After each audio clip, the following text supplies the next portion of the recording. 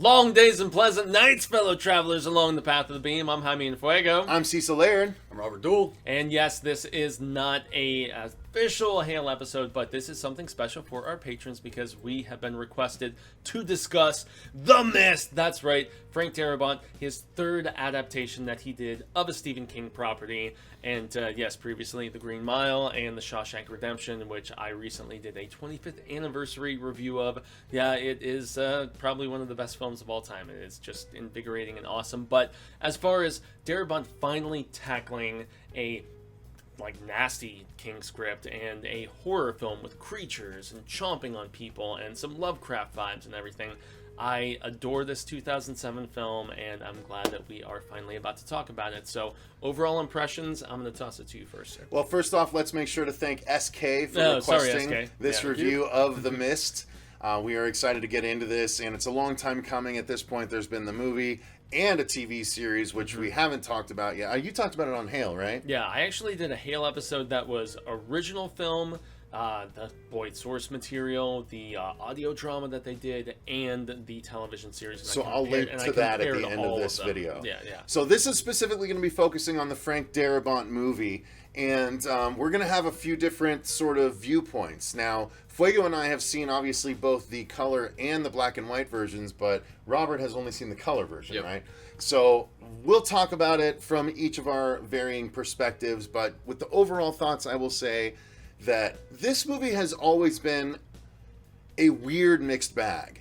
I love certain aspects so much, but I hate certain aspects so much as well. I'm curious about the loathsome aspect. It's the bunker aspect I hate, because that's just one of the things that is a pet peeve of mine. I'm just not a fan of bunker movies. Trapped in a grocery store. Trapped in a certain place.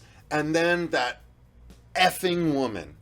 That effing Bible-thumping woman made me so she's angry. She's supposed to make you angry. I know, and she's so successful at it. Dude. She's effective, but I because she makes my hate blood her. boil too. She makes because your blood boil on the ooh, you're causing all of this. Yeah. All of this, and God's probably angry at you and Yeah. sent these things. Like that's where I feel like I hate her.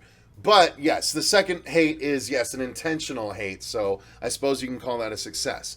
But the things I love, obviously, creatures. It's a whole thing where creatures roll in with the fog. And I'm not usually an insect horror guy, but when it's giant insects, I'm on board. Like, that's freaky to me because I don't like it. Yeah. Like, we still need to review that one insect movie that I have, Stung.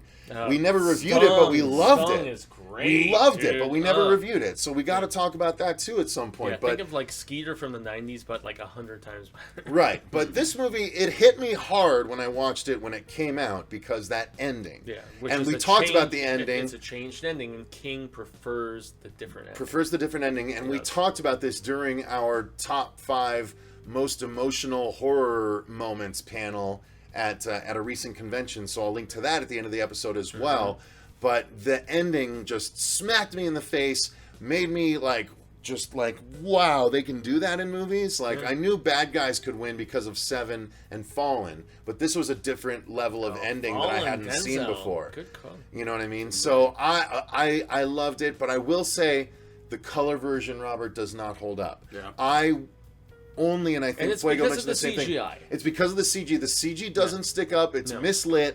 It doesn't work right. But when you watch it in black and white, this movie sings. Yeah. This movie is a beautiful homage to 50s horror in black and white. Yes. And it's done so well. Which is why Frank was so adamant about releasing it in that format. It made such a difference. And that's the DVD, the Blu-ray that I have is the one that comes in both color and black and white. Same. But I will never touch the color version again. Because black and white is just the way to watch it. Yeah, I don't watch it either. So those are my extended overall thoughts. Robert, yours. I don't have all that big of gripes with this movie. I did enjoy it. Again, like Cecil was saying, the one old lady, the biggest. Whew. Yeah.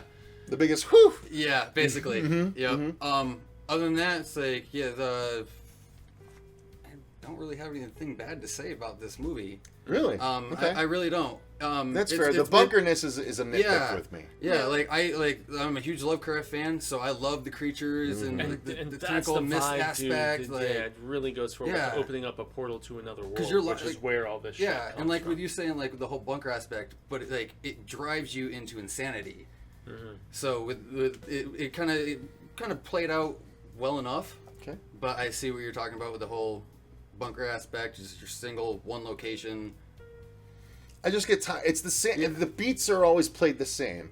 Yeah. Everyone's like okay at first, and then as things take longer, there's always someone that goes a little nuts that just fucks everything up for the rest of them, and then it's just the same. Okay. I'm so tired of the same thing. So bunker movies that do it different. 10 Cloverfield Lane did it different enough that I really enjoyed the hell out of that bunker. There was only 3 people, so that's actually very worthwhile. Yes, it's awesome. It's actually really cool for the Cloverfield side and for the acting in the bunker. Okay. Mary Elizabeth Winstead and John Goodman. Yeah, they knock it out, dude. Okay. It's worth it. Watch it. Okay. Watch it. That one's worth watching. The other one, the new Cloverfield movie, sucks. Paradox. No, don't watch that. I didn't bother with that. Don't watch that. But the other one, yes, watch. Okay. Yeah, definitely watch 10 Cloverfield Lane. Because it was that whole found footage thing that really threw me off with a lot of that, and then even the Cloverfield one. Yeah, no, I get it. 12 is not because it was originally not even supposed to be a Cloverfield movie. 10 Cloverfield. 10 Cloverfield. 10 Cloverfield Lane. Oh, okay. Well, I mean, it wasn't even originally supposed to be a Cloverfield film, but we digress, obviously. A little bit. Go ahead, your thoughts, Fuego. Yeah, man. If I'm gonna give like story points and stuff like that, and then segue into acting, yeah, that's what we had kind of moved over to. I am compelled impeccably by the story because of the fact that it's very much a father trying to protect his son at the end of the day, and he ends up in this scenario where he's going to get additional supplies for him and his wife. He never sees his wife again, and that's just really just heart crushing and stuff. And so I mean that's a spoiler obviously, but this is a very old film at this point. We're talking 20 almost plus years. I like the acting, and I enjoy especially the fact that Darabont almost used this as like a precursor to the people he was going to bring into The Walking Dead, because you have the guy who played Dale, you have the guy who, the girl who played, 2 of them as a matter of fact. We had Blondie, who died in season 3. I know Cecil's laughing at me because of the fact that I'm trying to remember the names of these particular people. But, Carol is in this, Dale is in this, and then also the one whose sister dies in season 1, who has the little fling with the governor. Sure. To last much longer in the comic books. I cannot remember. Anyway, this was essentially a trial run of sorts right before he went into that, and so he has impeccable casting, throughout. And their performances, as we will segue into, but this is for me the best example of an expansion on storytelling from Stephen King that is actually better than the source material. There's only a few times when this has transpired, and most of them have been from Darabont. Shawshank is better as a feature film as opposed to an 80-page novella, and yeah, I must say, this expands on so many character motivations, a much nastier villain who is more well-developed, and yeah, it's just, it also doesn't make our lead played by Thomas Jane quite as kind of like, I don't know, he's not super savory in the source material, let's put it that way. He's like cheating on his wife when, she's still maybe could be alive, so I don't know. Yeah. Spoiler, I guess. Sorry, guys. So, I read the story. Yeah, I didn't either. Oh, it's great, man. Dark Forces. It's so good. So the acting is fine. I mean, everyone's effective clearly because I hate the woman. But I think it was the Bible thumping woman. She's played as such the villain, and she's very successful at it. So I think the acting is all well and good. I mean, you guys have any particular thoughts on him? No, there's no weak link, unfortunately. Fortunately for all of us, what am I saying? Then there's some goofiness from the guy who was the first kill at the very beginning. Okay. Who's like pulled in by the tentacles and everything. But that's just kind of par for the course. You're not going to have every single person just give that convincing of a demise. But man, all the supporting peeps when they go in with all the spiders and everything, when they're trying to get the pharmaceutical stuff, that scene where some of the people are being killed is really just, it's tough to watch for me because it's the nice, well-meaning people, and obviously the changed ending, which we won't spoil. I was like giving minor spoilers earlier. Yeah, changed ending at the end with an elderly woman and an elderly guy, the Dale actor who we saw, who was also, man, that guy popped up at the beginning of Shawshank Redemption. He was the Quit talking about other prosecutor. movies. Sorry. Let's get through this one. Anyway, acting is terrific, and Frank, one of the best things about Darabont specifically is that he always assembles an just immensely impressive ensemble, and so we will give him that. Everybody is great. No missing links. For you, Robert, same. You said? Yeah. Okay. So, just making sure. So, moving into, the effects, again, I don't think the effects hold up unless you're watching the black and white version, and then they're way more forgivable. But you haven't watched it very recently, have you? Not recently, no. But in your mind, the effects work well? The effects, they're all right. Even for remember watching back in the day, they were all right. Okay. What is it? Like you guys were saying, the whole lighting aspect. I do remember that part. It was a little too smooth. It wasn't the textures was off and everything, and it didn't match the actors, the lighting of the tentacles. The reactions to what was happening with like the bugs, the tentacles, and just. No, I'll give it another run, but in the black and white. But other than that, in the black and white, yeah. So dude, effects-wise for you, I will contend that the effects of the girl getting stung in the neck and just the bubbling up of that and the nastiness of that and just how horribly sad you feel for her, that is really solidly done. And then once again, back to where they make the onslaught on the pharmaceutical side, and there are people being like.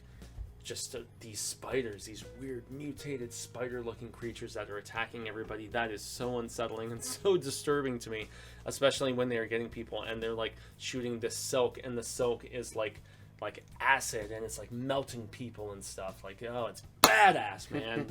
I love The Mist 2007.